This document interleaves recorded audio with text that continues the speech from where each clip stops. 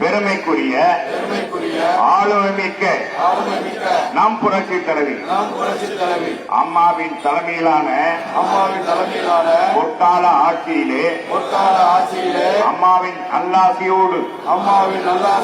நடைபெற்ற கழக ஆட்சியிலே அழகான தமிழ்நாடு வளமான தமிழ்நாடு